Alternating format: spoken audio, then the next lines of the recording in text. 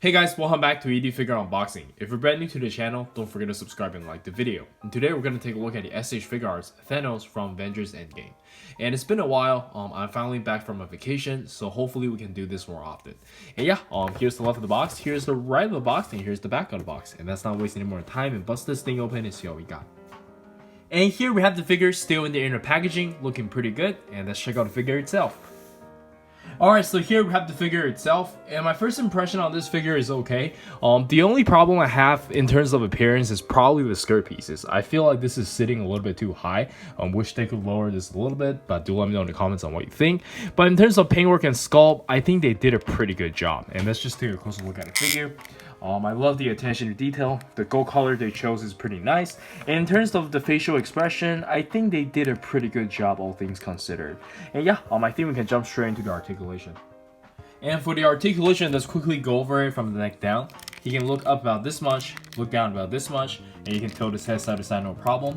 And for the shoulder, it's not a butterfly, but I feel like the range is a little bit short. And we do have shoulder swivel, but unfortunately this guy doesn't get bicep swivel, which I really think it should. And you can curl about this much, and you do get the ball wrist. And you can pull this out to get a little bit more range. And for the ab crunch, you can bend forward about this much, bend backwards about this much. You can move side to side no problem. And for the leg, we have the older pull down method. You can stick out about this high, bend about this much, thigh swivels, side to side pivot, and toe hinge. And I believe that's it for the articulation. I think it could be a little bit better, but it's not too bad considering he's got all this armor. I just wish we had bicep swivel. And yeah, let's check out the accessories. And for the accessories, we can start with the default face. And again, I think they did a pretty good job. It definitely looks better in person. And next up, we get a more serious expression, and I think it looks pretty good as well. And lastly, we get an angry expression, and this one just looks amazing. And for the interchangeable hands, first off we get a pair of display open hands, and these are very nicely painted and sculpted, especially the gauntlet, very nice. And lastly, we get one display open palms for the gauntlet and one right hand to hold his weapon. And here is the weapon. You are able to take this apart, so it just slides it in. But I don't understand why they went with this design though. Do let me know in the comments, but I believe this is not the same as the movie. I probably just don't know about this design. But yeah, let's check out some action poses.